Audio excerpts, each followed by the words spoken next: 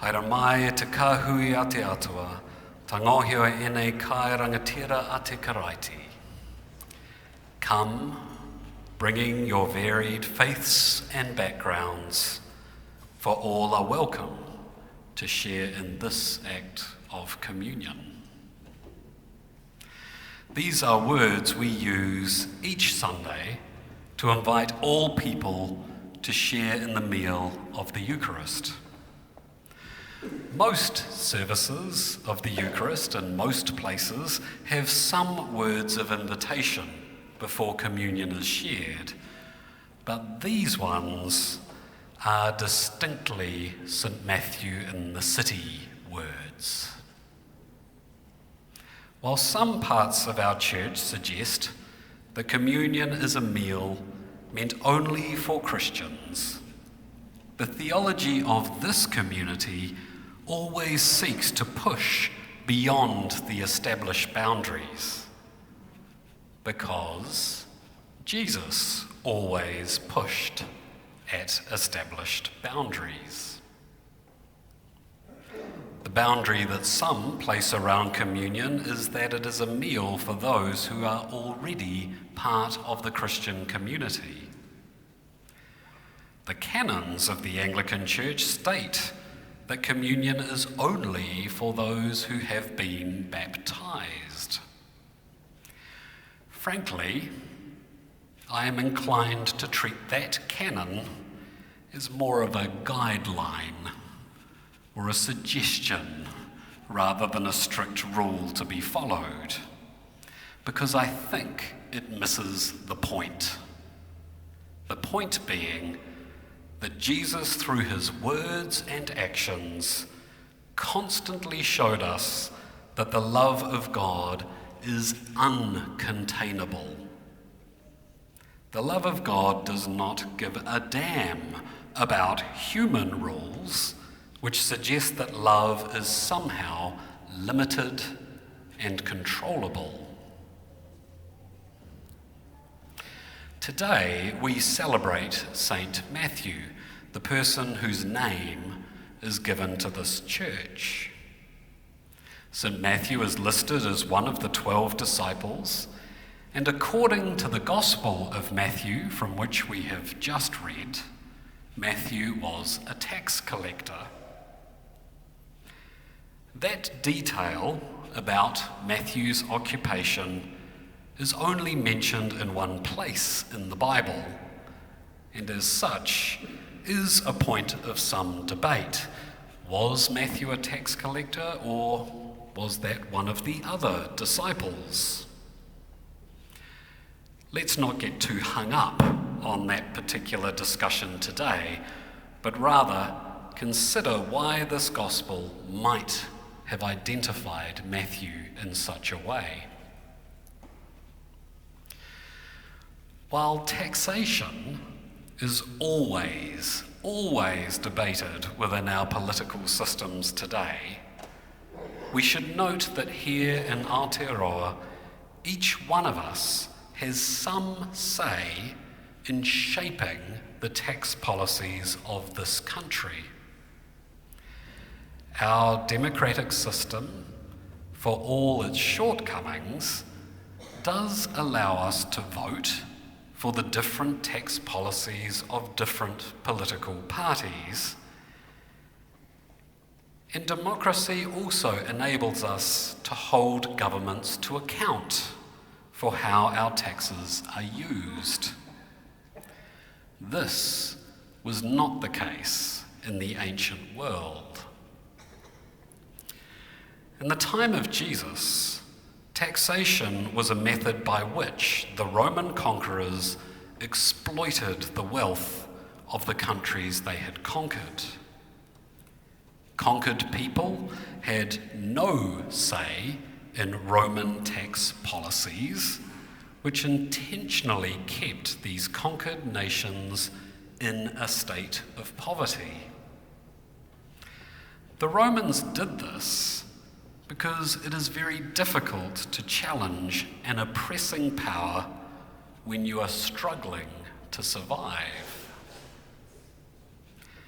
The Romans demanded that the vast majority of wealth and resources created by people in places like ancient Palestine were paid to Rome as tribute. To do this, Rome typically co-opted local leaders to cooperate with them to ensure that the money kept flowing in their direction. Should this system break down in any way, the Romans would respond with force. Military might was something they had in abundance. And indeed, this happened only years after Jesus lived, when the failure of Jewish leaders to provide sufficient money to the emperor was one of the catalysts for the Jewish-Roman War, a war that would result in the destruction and desecration of the Second Temple in Jerusalem. When Matthew is identified in the Gospel as a tax collector, we are being told that this was a Jewish man who was to some extent complicit in the unjust system of the Romans.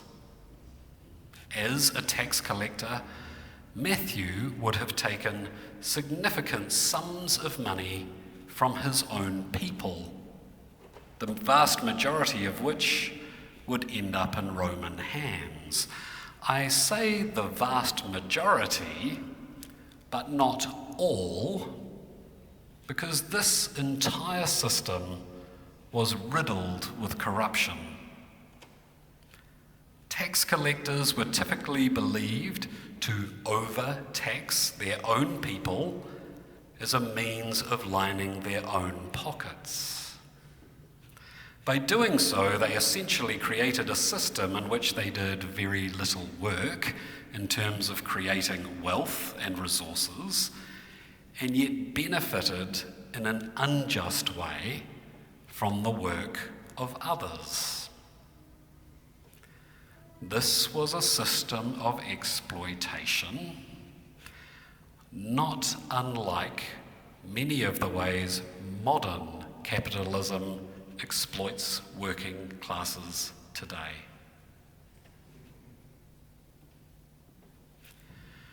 When we hear Matthew described as a tax collector, we really need a few punchier descriptions to really get a sense of how people thought of him. When I was younger, I can remember people describing others as sellouts. In my youth, that was quite a cutting, derogatory term to be called a sellout, meaning a person who had abandoned their principles in pursuit of money. Matthew fits this description of being a sellout. He had sold out his own people. Another word that strikes a chord today might be colonizer. Now, as a Jewish man, Matthew doesn't fit this description quite so well, but he was certainly collaborating in the work of colonizing his own people. So maybe a collaborator rather than colonizer. The point here is that a person in Matthew's position quite simply was hated by many of those within his own community. Today's gospel reading gives us no context about the moment Jesus called Matthew to follow him. We do not know if they had met before, if maybe Jesus had been softening Matthew up with a few well-placed conversations. We do not know what Matthew may have been wrestling with himself, if he was already struggling with his role in the exploitation and subjugation of his own people. But we can add a layer of interpretation to this passage, which is hinted at by the fact that Matthew is named as a tax collector. Jesus is not simply inviting Matthew to become a disciple. Jesus is suggesting to Matthew that it does not matter what he has done, who he has been, what choices he has made. He can make a new choice. And if he chooses to follow, he will be completely accepted as the person he is. This is the Jesus who says, "Here am I. Come, bringing your varied faith and background, for you are welcome."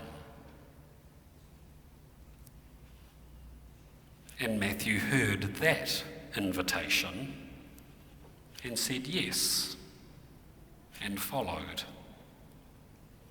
And in doing so, Matthew did not leave any part of himself behind, but rather he followed Jesus with all of his baggage intact.